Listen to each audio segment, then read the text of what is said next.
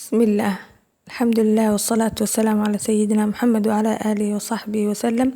أما بعد، السلام عليكم ورحمة الله وبركاته. دمان ولا لها channelka ku xiran iyo kuwa soo booqdayba waa idin salaamay. Salaan kadib waxaan rabaa insha Allah video gaaban inaan idin soo gudbiyo oo aan ku tusi doono biidhnillah khalta yar oo dabiici ah aa u isticmaali kartaan wajiga iyo qoorta iyo inaad ku nadiifsataan bizaad qoorta waliba si fiican ay uskaga uga dhaqayso. waxaa kaloo xitaa u isticmaali kartaan makiyaajka oo kale makeupka in aad iskaga dhaqdaan idinkoo isticmaalin wax kaloo kiimika leh.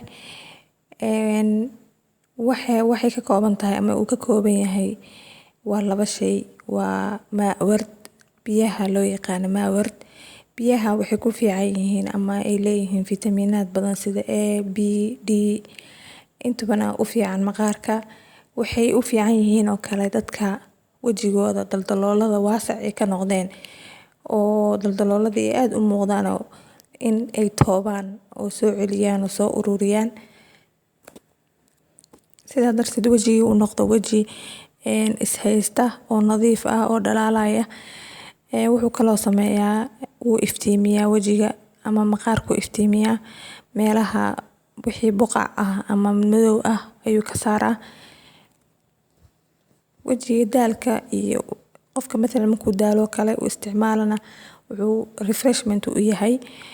saliidda looska iyadana oo looska noocaan laga sameeyay waxay u fiican tahay ama saliiddan waxay ku fiican tahay horta waa saliidaha waxay ka mid tahay u dhaxayn kara dadka wajigooda saliidda uu leeyahay iyo dadka kale oo wajigooda qalalan yahay, dadka sensitive-ka ah.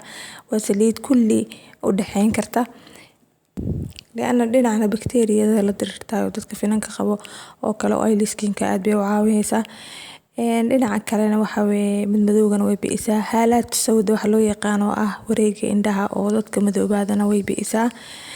waxa u isticmaalaysaan ama qaabka u isticmaalaysaan waxa weeye suuf ayaa isticmaalaysaan.